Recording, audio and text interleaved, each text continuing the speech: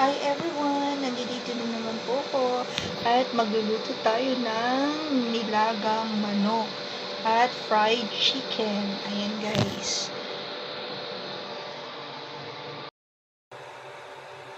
Hi everyone! Welcome back to my channel. At this episode guys is magluluto po tayo ng nilaga ay tinolang manok. Ayan, hindi nilaga, tinolang manok na may malunggay. At lalagyan lang po natin siya ng ginger at chili. Ayan guys, pinapakuluan na natin po yung manok. At 2 dishes po ang ating gagawin. Kung naalala nyo po, itong chicken na to is natira po noong binigay sa akin na 50 pieces. Kung mapapanood nyo yung mga unang episode ko, 50 pesos na backbone po. So, ito na yung natitira kasi almost 1 week na kailangan na po natin siyang iluto. So, niluto ko na po yung 2 container na ilang peraso at 2 dishes po ang ating gagawin para isang tinola at isang fried chicken. Ayan guys. At may natira pa akong isang container doon pansahog-sahog sa gulay guys. Ayan. Kailangan na natin iluto kasi may kasunod na naman na magsusupply ko sa atin. Mamimigay ng biyaya po. Ayan guys. So, pinapakuluan ko na po. Nakikita nyo yung manok. Ayan. Tapos, saka na po natin hahanguin yung iba at titimplahan na natin habang pinapakuluan natin yan. Ayan. So, hatiin na po natin sa 2 dishes po. So, ihulog ko na po to. Ayan, guys. Ang ating ginger para mawala yung lansa saka yung chili. At yung iba, hahanguin na natin, guys. At, ayan, hahanguin na po natin. At saka, titimplahan na po natin siya ng, ayan, hindi ko na po siya hinihiwa-hiwa. Ayan siya, ganyan siya kalalaki po. Ayan, so, gusto ko kasi fried chicken, natatakam na ako. So, since yesterday, hindi po ako kumain ng rice, oatmeal lang, i-upload ko na po yan. Ayan, at, talagang todo diet ang lola mo. As in, grabe. Ang hirap mag-diet. Tumataba ako kasi sabi ng doktor sa akin, we have something in my age na kailangan kong i-sustain yun. Ayan. So, kumuha lang po tayo dito ng 6 pieces. Pati lang natin. At yung kalahati, guys, iprito natin yan. At yung kalahati, gawin natin siyang sabawan na may malunggay. So, ito po guys is, itong 6 na piraso ay gagawin natin siyang fried chicken.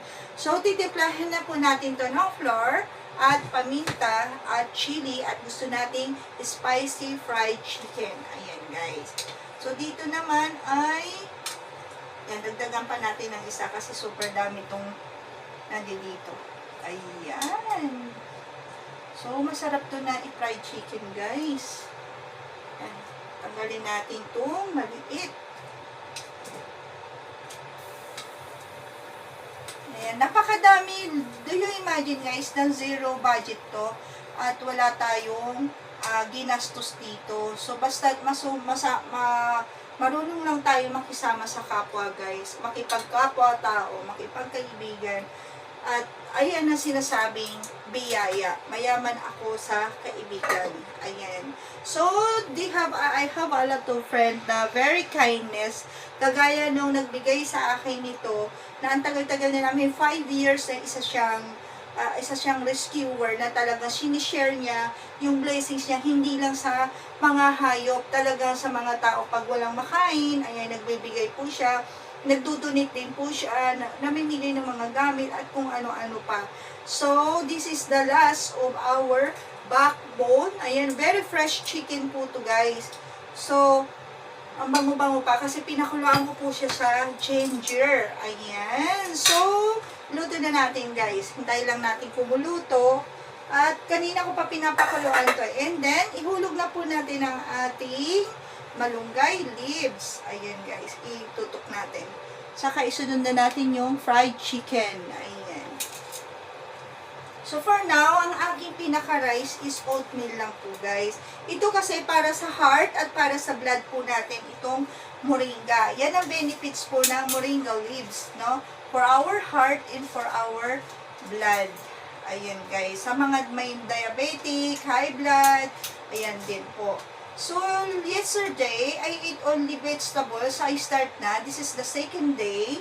I-try natin na within 15 days, ma-less natin ng 5 kg na ginain ko na naman, which is nag-gain po ko way back in 2017, pagpunta ko dito, only 45 kilos. Ngayon, 65 kilos, nadagdagan ng 5 kilos, so maabot na ako ng 70 kilos guys. So, hindi na magandang nangyayari at my age. Tapos, nung na-survey ko guys, ganun pala yun. So, timplahan na po natin ng, lagyan ko lang po siya ng, what do you call this? Mayroon na siyang ginger.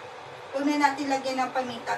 Lagyan lang po natin yung counting magic sarap guys. Ayan, this is the last of my magic sarap. Ayan. Itong kalahati po is lalagyan na natin dito sa fried chicken. Ayan, add counting salt.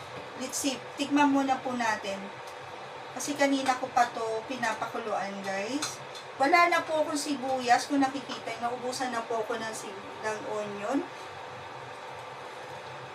Ayan, tapos na po guys ang ating tinolang manok. Ayan, pakita ko po sa inyo. Ayan. So, tama lang yung malunggay guys para half cook lang po siya. Ang pangit pag overcook po. Ayan, hangoy na natin ang isang delicious na tinolang manok. Ayan guys, iluluto na natin ang ating fried chicken. So, ihanda na natin tong flour na pag-anuhan. So, make it 2 spoon lang po ito guys. Ayan, 2 to 3 spoon. At i-dip lang po natin yung fried chicken. Lagyan lang po natin ng salt. Dapat may itlog to, inuubusan po ako ng egg. Konting-konting salt lang. And then, lagyan lang natin siya ng garlic na konti. Halo na natin dito guys. Ayan. At itong very gustong-gusto ko itong chili powder. Ayan, para spicy tayo. Mag-spicy chicken po tayo. At paminta. Ayan guys. So, habang iniinit po natin yung kawali. Ayan. So, saka natin po siya halo-haluin. Ayan. Kakaiba, no? May iba-iba tayong art ng pagluluto. Yung iba, nilalagyan nila ng breadcrumbs, itlog, at saka kung ano-ano mga nilalagay nila. Gaya na sabi ko po sa inyo, mga mamis, super tipid mamis, is kailangan kung anong mayroon dyan, be contented mga mamis. At kailangan natin siyang pasarapin. Kailangan pag pinrito po yan is lubog na lubog po siya sa boiled oil, no? Lubog na lubog po siya sa mantika, guys. And then, lagyan natin siya ng konting-konting magic sarap. Ayan. So, huwag natin iubos, guys. Huwag tayo masyadong mapitchen. Ayan, guys. So, hintayin lang natin yung minute. Ayan. At saka natin idip ito isa-isa. Malinis na po yung kamay ko. Kanina pa po ako naghugas. Ayan nyo guys, sa susunod, bibili na po ako ng gloves at apron. Ayan, sarap nito. Gustong-gusto ko nito guys is crunchy. Ayan, crunchy siya. Ayan. Kasi na-miss ko yung, alam nyo yun dyan sa Pilipinas, dyan sa Maynila, na talagang piniprito lahat. Leeg ng manok. Ayan. So, actually, ito guys, pinakamurang to. Alam nyo ba na pinapakain lang to sa mga rescuers, sa mga aso. Sabi ko, pahingi ako ng konti. Nabanggit ko na yun sa unang vlog ko. Kasi very fresh po siya, galing ng factory. Actually, ayaw akong bigyan. Kaya lang, as in, kailangan po natin mag-share sa mga kababayan po natin na humihingi. Ayan. Ang dami ko nabigyan po nito. Siguro mga 2 tao o 3. Kasi may mga nag-ayos dito ng aircon. So, ayan. In-spread out natin sa mga kababayan po natin. Ayan, guys. Kasi sayang to. Kung may kung may restaurant lang po ako, is kayang-kaya kong gawan. Do you imagine guys na kapag chicken pastel tayo, nakakuha tayo ng mantika din dito, at meron tayong chicharon pa doon na pwedeng pansahog-sahog sa chicken skin na sa gulay po. Ayan. So, nakadip na to. At, i-on na po natin tong kalan. Hinaan lang po natin. Luhit lang po. Ayan. Nasa 1,000 lang siya. At, pag uminit na po yan, babaan po natin. Gawin natin siya 600. Ayan. Kung na-dip na po natin guys, alam naman na po natin to. Very simple lang. Kaya kayo mga mamis, depende lang sa diskarte ng buhay po natin. Kung paano gagawin natin ang pagpapalaki na maging kontento ng ating mga anak. Kung ayaw nilang kumain ng gulay, diskartehan nyo ang pagluto po. At kung di man po kayo marunong magluto, of course, andiyan po si YouTube, andiyan si Google. I-Google po natin kung paano magluto. Na secret na panoorin nyo po ang aking mga video kung paano nyo pakakainin at maging healthy ang inyong mga anak ng mga gulay guys. Ayan lang ang may ibibigay kong tips po sa inyo. I just want to be clear guys, so to all my viewers and subscriber, I'm not selling the dishes guys. Only, I give it to them the secret recipes how to less the budget guys. Because now is very tight our budget sa panahon na to. As in grabe.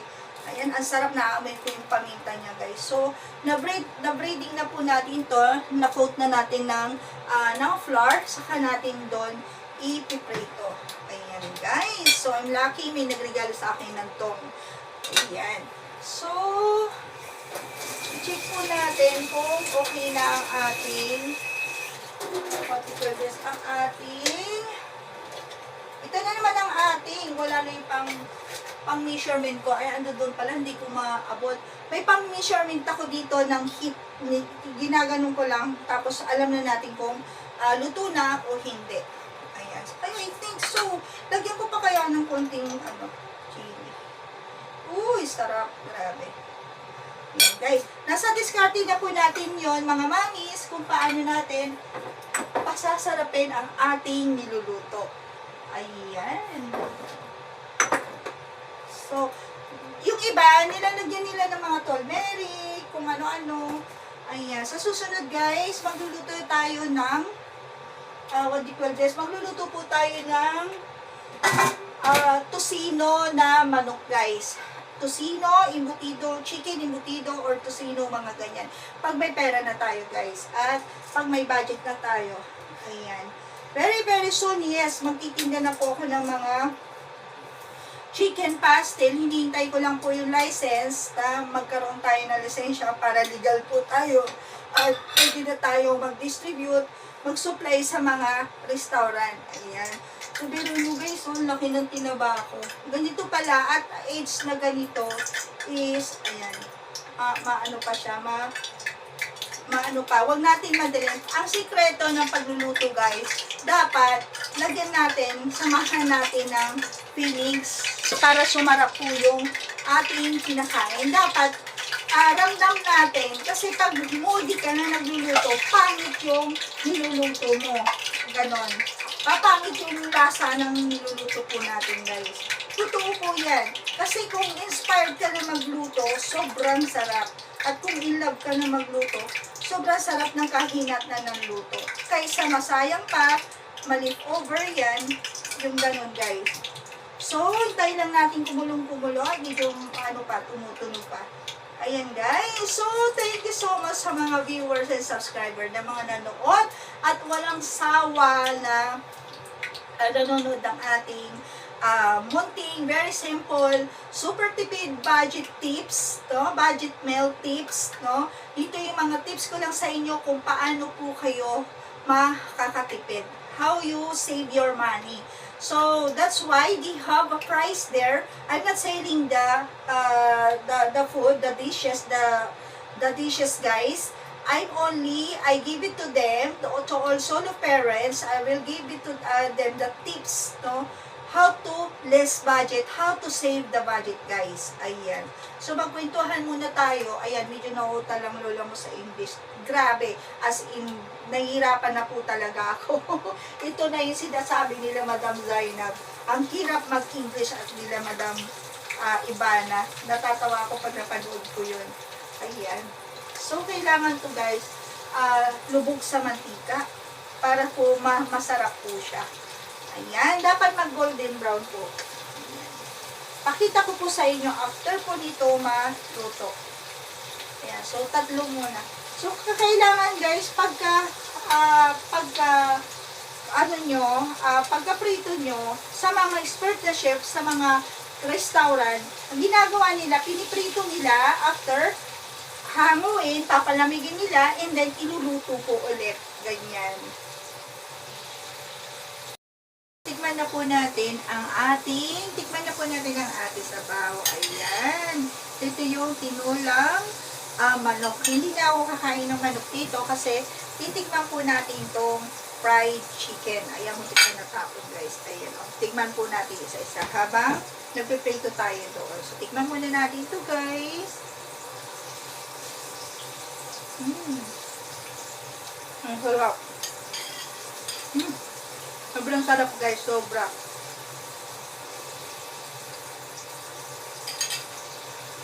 Ayan. So, tignan po natin tong chicken na backbone. Ayan. So, ayan, may laman pa po siya. Sobrang sarap po. At, crispy po siya ang pagka-luto. Ayan. So, sarap. Actually guys, meron ako dito inimbento na naman at abangan natin.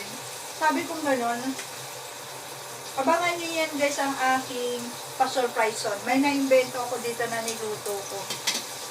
At panoorin nyo po yung mga upcoming videos ko na aking lulutuin. So, meron po tayong 2 dishes na free at binigay lang sa atin. Namitas lang ako ng malunggay at binigay lang yung manok. So, wala po tayong budget for today is free. Pero kung bibiliin mo to guys, siguro mga 5 real lang per kilo ng backbone dito. Ayan. So, meron po tayong fried chicken at tinulang manok. So, hanggang dito na naman guys. At kakain lang ako ng konti at madaling araw na hindi kong uminom ng gamot guys. Ayan. So, thank you for watching and comments lang po kayo down below mga mommies. At panoorin nyo ang aking daily cooking na super tipid budget meal tips, no? Para makapag-save tayo ng ating pera for in the future ng ating mga anak. So, dito na lamang po. Thank you so much, mga mommies. And the keyword is work, work, work. 555, of course. No washing. And God is good all the time, always, guys. And God bless us po. And I love you. Bye! Bell the notification bell, and like and subscribe my YouTube channel, Zaidi Galson. Love you guys!